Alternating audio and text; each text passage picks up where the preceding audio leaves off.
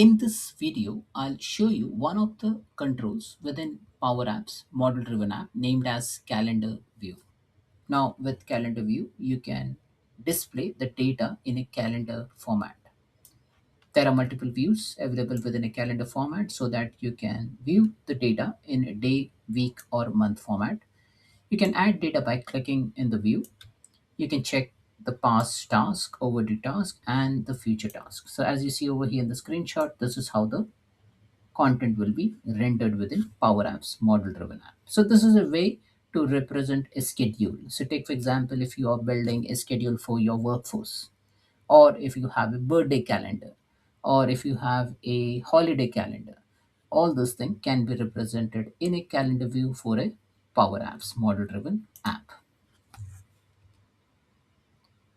This is how the calendar will look like. Now this is a month view over here.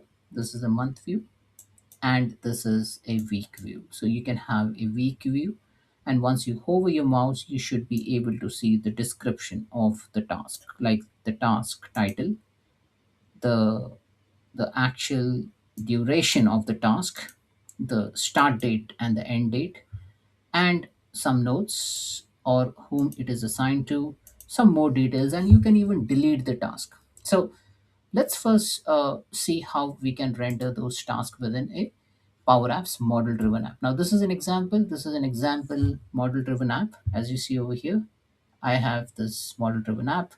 I can navigate. I can go to next day. So 31 Wednesday has task 1, task 007, and then other days has different tasks. Now I can navigate to the week part. I can view it in a weekly format. And this is a task. If I just click on this task, I can see that this task name is 007 Wednesday. Duration is 8 day 8 hours. Then there is some note and more details, and then delete. Now if I click on this task, I can go into more details, and this is where I can start adding some information. Now this form is not properly formatted, so I may not be able to edit some of the things, but you have an option to edit this form and you can start adding information. So you can add regarding. Now this form is this currently is a read only because maybe that task is closed. So if I say any task which is overdue, I just want to see in a week format, I can navigate to a different uh, window. I go into the month, and if I just say I want to see all the task, and this is how it can be represented. So if I go over here, more details, it says this record status is completed. So let me go ahead and see that, oh, this is priority as normal. Now if I want to edit something, I can just go into the level up tool, and then from here I can go ahead and update the record as well. So as you see over here, I can update the record to and make it open, let's assume, and then I can put priority as high. I'll click on save, and then this value gets saved. So task one, so if you see task one over here, now let me go into the month view. This is task one. Now this task one, this regarding has been populated over here. So like that, you can edit the content. You can even add a content from here. You can just click, double click, and then start adding the content. So task uh, last item,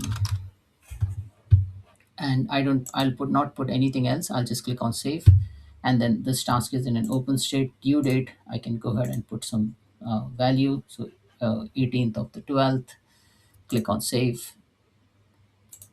and that will be added over here. So if you see task 18th December, task last item. So you can just click over here, and then you can start editing the task. You can even delete the task. So I'll just click on delete, and then this task will get deleted from this particular view. Now, how do we create this calendar view? Now, for that, what we need to do is, like, first pick up any table representation you want over here. So you can go over here in your solution, and here pick up the table name. Now in my case the table name is G project, so I'll go into the G project table, and then from here I'll navigate to the views, and now I'll create a new view, and I'll call this new view as December calendar, or maybe I'll just say December closing view. Click on create.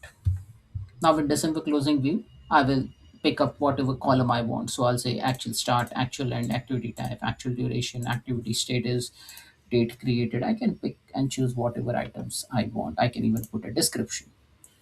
Now I'll click on save and publish. Now remember, this is December closing view. Now in the model driven app, now this is a model driven app. So let me add a, new navigation over here.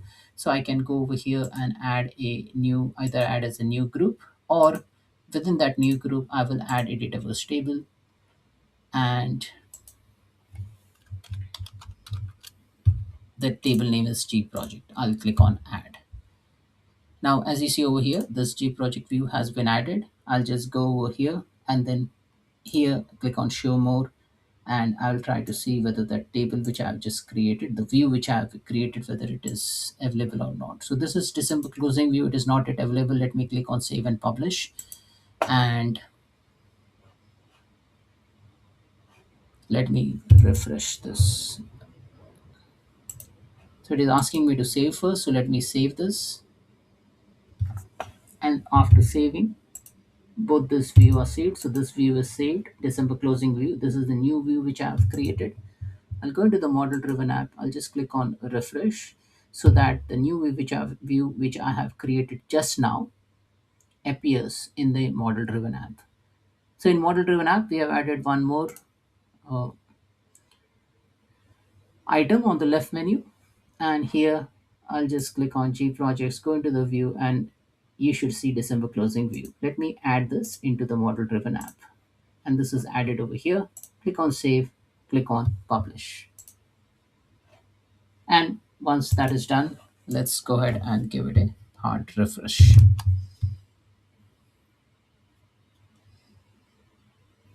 So on the left menu, after the Kanban and the calendar view, I should be able to see one more item once this application is published.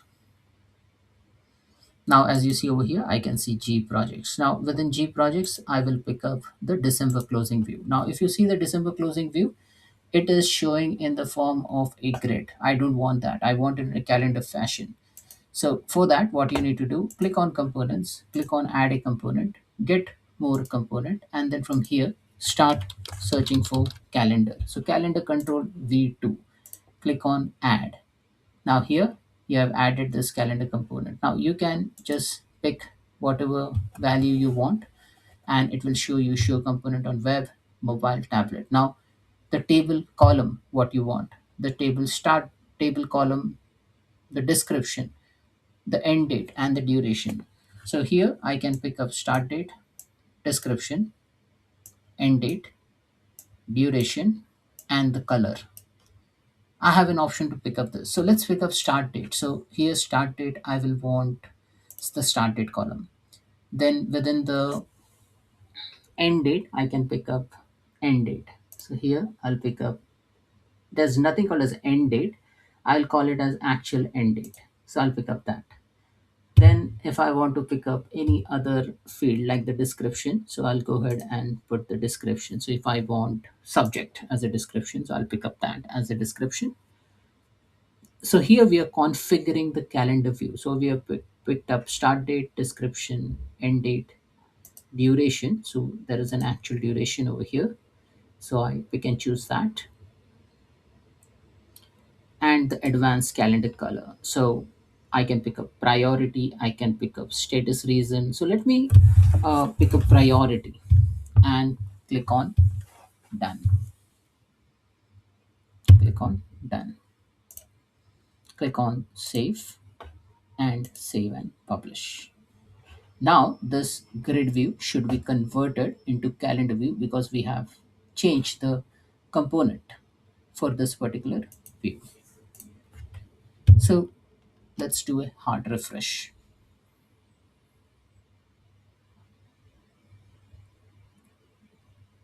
Once I do a hard refresh, I should be able to see this calendar view. Now, as you see, the calendar view is represented in day, week, and month format, and all the items now it is showing properly.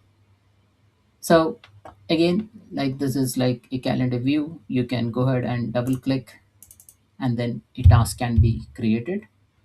Or if you go into the view, you can just pick up month, and then from here pick up the item, and then you can go ahead and click on delete, or you click on more details, and then you should be able to edit the data for that specific field. So that's it, folks. This is all about implementing the calendar view within a power apps model driven app.